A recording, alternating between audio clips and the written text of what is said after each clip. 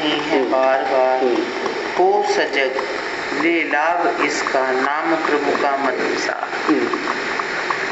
मनुष्य जन्म इस संसार में मिलता नहीं बार बार।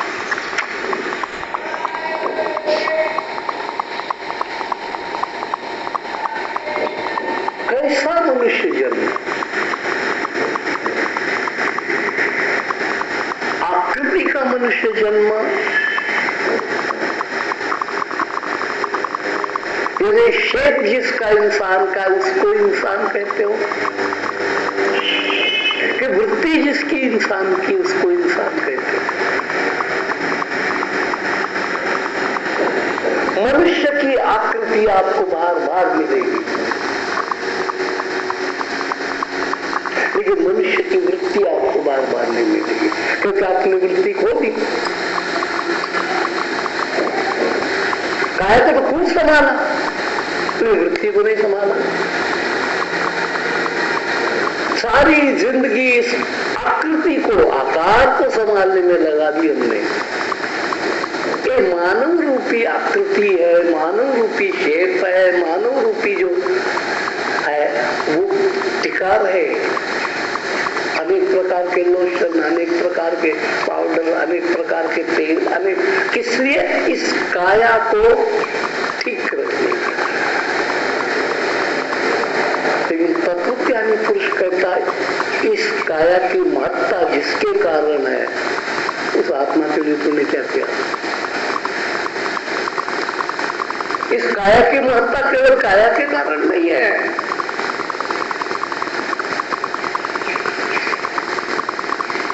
कोई फर्क नहीं है मनुष्य की काया और गधे की काया।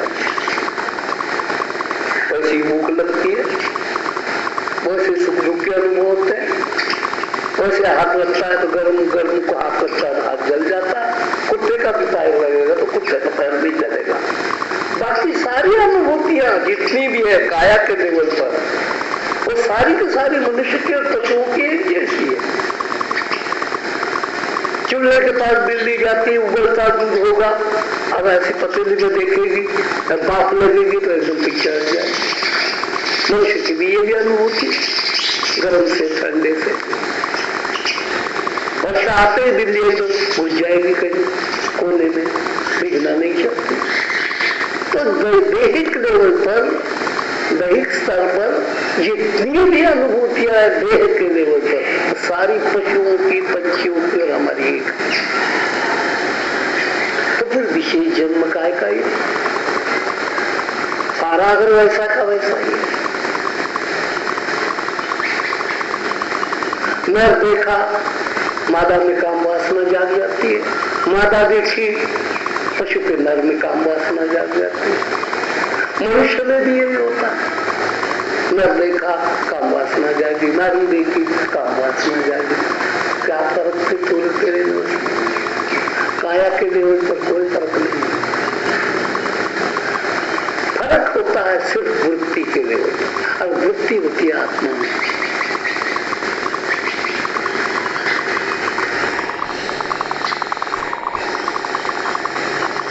इसलिए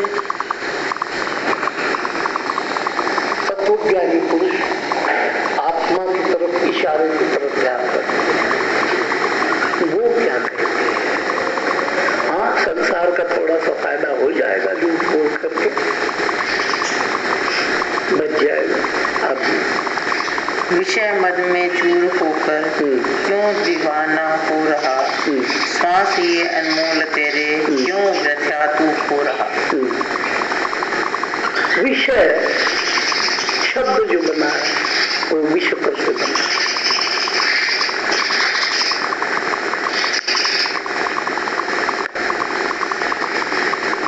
विषय ही पशु है।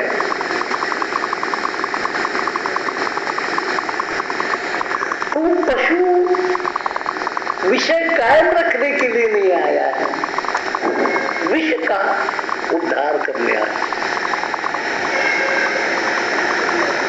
अगर तू जहर का जहर ही रहने देता है अपने अंदर के, तो तेरी विशेषता क्या हो गई? पाप तू ही करता है, लेकिन तेरे में ही पतितता उनकी शक्ति है। पतित भी तू होता है तो तेरे को पावन कौन करेगा? जैसे बड़े आदमी के हाथ को गंदगी लग गई, इधर उधर कुछ काम कर रहा था तो गंदगी लग गई, तो खुद ही जाता है नलके के आगे, साबुन लेता है और हाथ साफ कर लेता है। हाथ मैले किसने किए थे? उसने ही किए थे। साफ किसने किए? कोई दूसरा है, उसने ही कर लिए।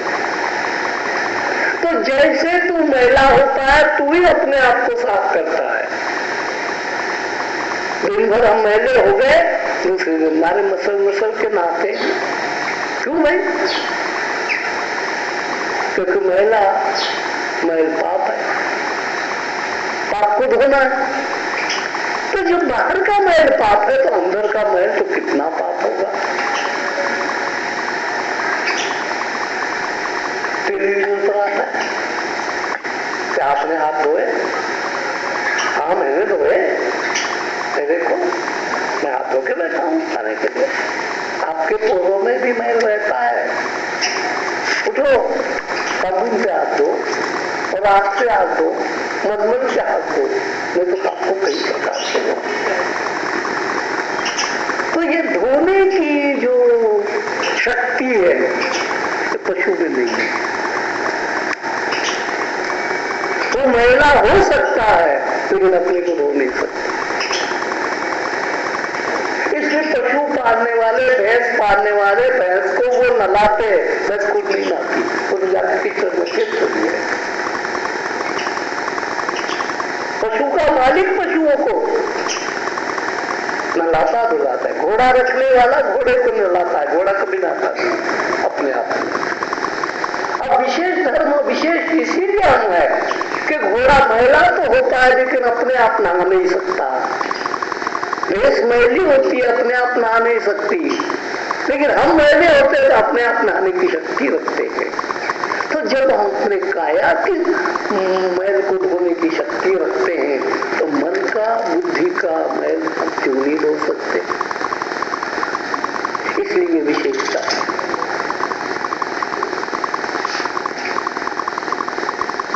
आप कुत्ता पालते हो, कुत्ते को आपको नहलाना पड़ेगा।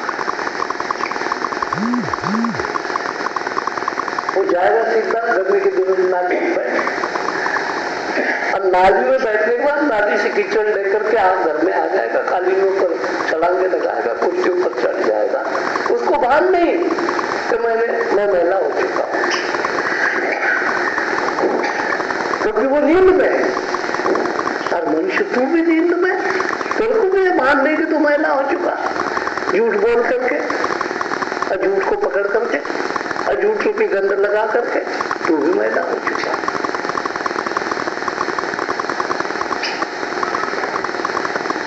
इसलिए तू विशेष जन्म लेकर के आया, और ये विशेष जन्म तेरे को मिला हुआ है। इन जन्म में, इस मनुष्य जन्म के काम अगर तूने नहीं किए तो ये नहीं कि तेरे को फिर जन्म नहीं मिलेगा। यानी हम ऐसा ही समझते हैं कि मनुष्य जन्म बार बार नहीं मिलता। मनुष्य जन्म बार बार मिलेगा जब तक आप अच्छी तरह से स्वच्छ, निर्मल, पवित्र नहीं बनेंगे तब। इसलिए फिर आना पड़ेगा। इस जन्म में मैल धोया, आपके शरीर पर मैल कितना? एक मन। इस जन्म में मेहनत कर करके 2 किलो मैल आपने निकाल दिया, तो परमात्मा ये सब कहेगा कि 2 किलो तो तूने निकाल दिया मैल, लेकिन अभी कितना ही बाकी था।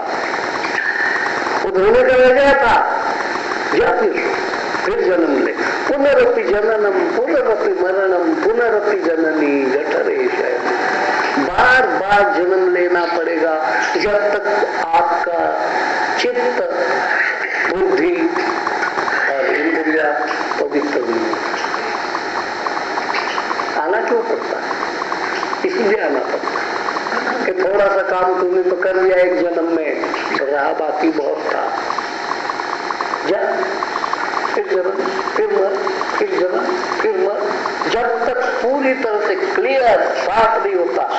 क्योंकि परमात्मा जो परम शुद्ध होता है उसको स्वीकार करता है। क्योंकि परमात्मा अपने घर में गंध क्यों आने देगा? उसका तो दिव्य भवन है, उसका दिव्य घर है। जब आपके बच्चे के नाक में से कुछ निकलता है, सर्दी जुकाम हो जाता है, तो आप उसको चैन कहते हो। अगर बच्चा बिस्तर में पेशाब कर दे तो आप कहते हो तो उसको 2 धक्के भी मारते हो।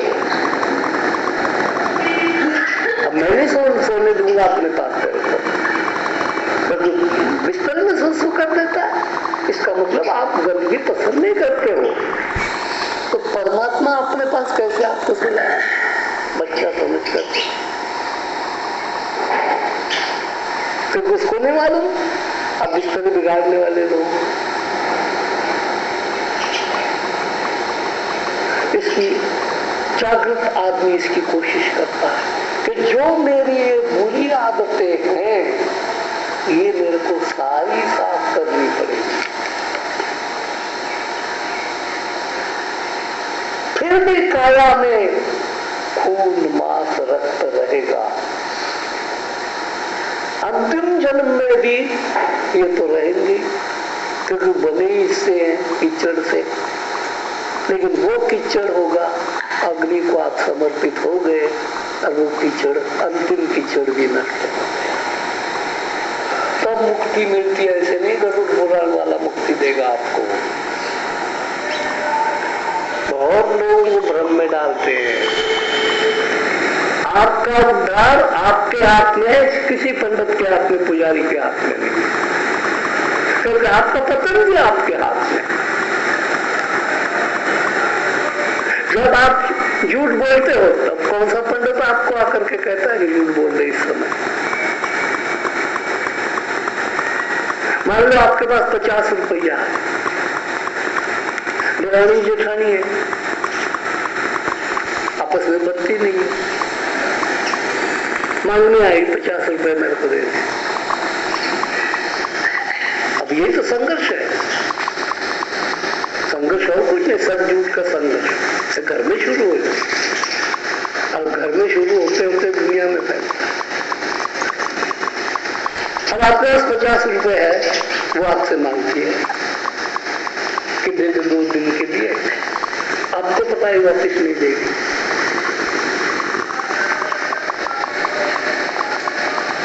अब आपके सामने कुरुक्षेत्र का युद्ध है, क्या करे? रुपये मांगती है, मन में भाव नहीं देने का, आप में साहस नहीं है उसको सच बोलने का। क्या आप कहते मेरे पास है ही नहीं? मैं कहा मेरे पास होते तो देती। अब अंतरात्मा आपको अधीरे से पूछता है, तेरे पास 50 रुपया नहीं है? तूने उसको तो नहीं है कह दिया और वो मान भी गई कि नहीं है और चली गई। तेरे को पता नहीं था कि तेरे पास 50 रुपया है? होते हुए भी तो झूठ बोल गई ना। क्यों झूठ बोल गई? बला टालने के लिए। लेकिन तेरे को पता है एक बला तूने टाल दी, दूसरी बला बोल दी, आत्मा का अनादर। मेरा तूने इंसल्ट किया, मेरे को तो पता था कि है पैसा। अब ऐसे समय में साहस करना पड़ता सत्य बोलने का। वो क्या साहस होगा? मेरे पास 50 रुपया तो है, लेकिन आप मेरे को वापिस दोगी, इस पर मेरा विश्वास नहीं। तो आपका एक रिश्ता कट जाएगा। गलियां भी सुना दी, मैं चोर हूं, मेरे को कहती मेरे पर विश्वास नहीं है, फलाना नहीं है। लेकिन आपने सत्य को प्रसन्न रखना होगा तो ये सब आपको सहन करना पड़ेगा। इसलिए सत्य पर चलना बहुत कठिन है। इसलिए लोग बीच के रास्ते निकाल लेते हैं, कहते है ही नहीं लगता। आपके पीछे से आप हंसते हो तो देखो कैसे बेवकूफ बना लिया, नटाते थे। फिर आपको पति पूछता है या भाई पूछता है, भाभी जी आपके पास 50 रुपए थे, वो वहां रखे, मैंने भी देखे, वो देती नहीं ना इसलिए मैंने ना। आपने क्या किया, शॉर्टकट निकाल, लेकिन पिछले अगले जन्म के लिए फिर तैयारियां आपकी कर लिया। सामान्य आदमी को क्या पता। इसलिए सामान्य आदमी यही समझता है, इधर जा मत्था टेक, नारियल फोड़, बकरा चढ़ा, बनाना चढ़ा, पानी चढ़ा, दूध पानी चढ़ा, फलाना कर, ये कर, वो कर, लंगर लगा, छुट्टी। ऐसा नहीं है ईश्वर के यहाँ का इंसान। छुट्टी तब आपकी बुद्धि, आपका मन, आपकी इंद्रियां आत्मा की भांति शुद्ध होगी, तब छुट्टी, वरना छुट्टी पुट्टी करेगी। फिर मन को फुसलाने के लिए कई प्रकार के नाटक तो हम करेंगे। अब भी पंडित जो होगा, गरुड़ पुराण वाला पंडित होगा,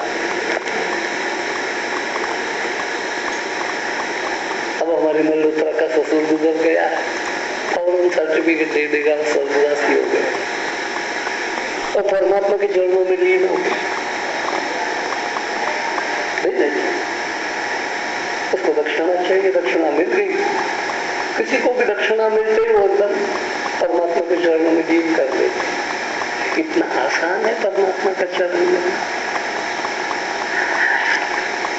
कुछ भी करते रहो, झूठ बोलते रहो, व्यापार में, धंधे में, शराब पीते रहो, कुछ भी करते रहो और परमात्मा के चरणों में लीन और स्वीकार करता है वो। इतना घटिया आदमी है वो। घटिया आदमी घटिया चीज स्वीकार कर लेते हैं। बढ़िया आदमी को टॉप की चीज चाहिए। परमात्मा टॉप का है। आपका जीवन जब तक टॉप का नहीं बनता, परमात्मा आपके जीवन को स्वीकार नहीं करेगा। इसलिए संसार को ठग सकते हो, ईश्वर को नहीं।